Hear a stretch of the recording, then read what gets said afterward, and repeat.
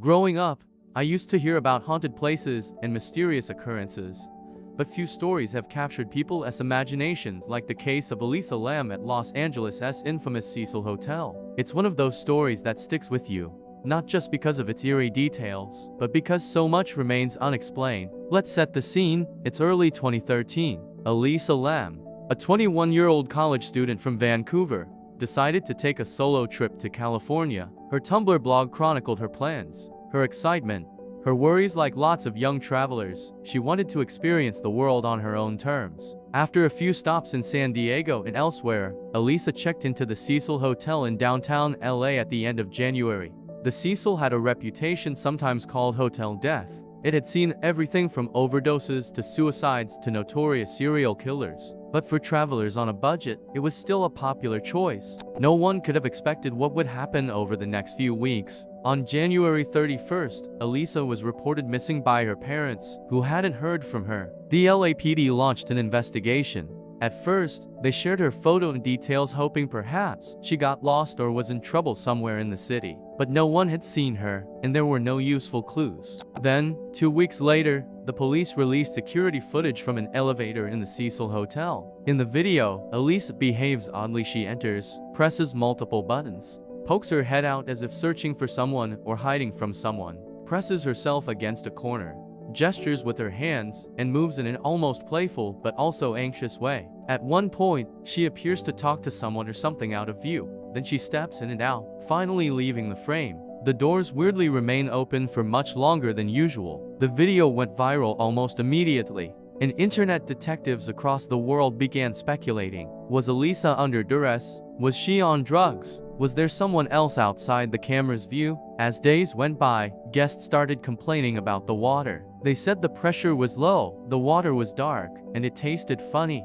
Maintenance workers went to the roof to check the hotel's for massive water tanks, and that's when they made the grisly discovery. Inside one of the tanks, floating face up, was Elisa Lam's body. Police launched a full-scale investigation. How had Elisa gotten onto the roof?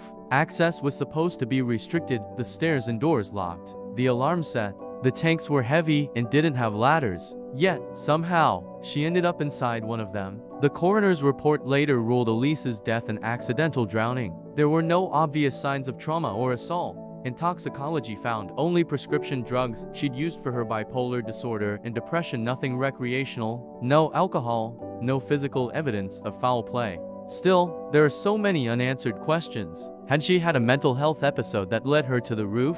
Was she hiding from someone, or just disoriented? Debate continues to this day, as some users pore over the elevator footage, looking for clues, and others debate whether someone could have helped her into the tank or if she did it herself.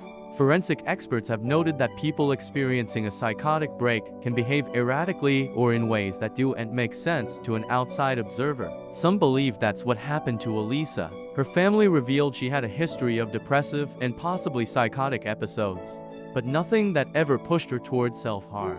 But then there's the hotel itself. Over its long history, the Cecil was linked to dozens of deaths, suicides, and even active serial killers, including Richard Ramirez, known as the Night Stalker. For some, the hotel was just unlucky. For others, it's cursed, a place saturated with bad energy. Paranormal investigators have flocked to the location, and internet sleuths have spun countless theories about what may have happened to Elisa. Some even claim supernatural forces were at play. Legal battles followed. Elisa's parents filed a lawsuit against the hotel, alleging negligence for not securing the premises. The hotel argued Elisa must have found her own way to the roof and into the tank. The courts eventually sided with the hotel, ruling it could not have reasonably foreseen this type of tragedy. Through all the media attention, the viral video, and the endless speculation, Elisa Lam became the centerpiece of a modern internet mystery, one that blends tragedy, urban legend, and questions about mental health that we as a society are still learning how to address. Even today, tourists, true crime fans, and urban explorers visit the Cecil Hotel, trying to grasp what really happened.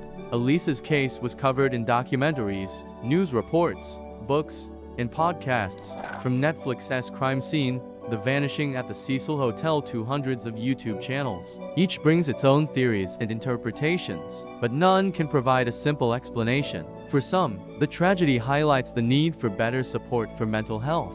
For others, it's a cautionary tale about the dangers that can lurk anywhere, even in the heart of a bustling city. And for many, it's a chilling reminder that unanswered questions can be the most haunting of all. To this day, no theory has been conclusively proven, and so Elisa Lam's story remains open-ended, a modern mystery that reminds us how fragile and mysterious life can be. Elisa Lam, the bizarre mystery of a Canadian student's death at the Cecil Hotel. BBC News. The disturbing history of the Cecil Hotel. All that's interesting.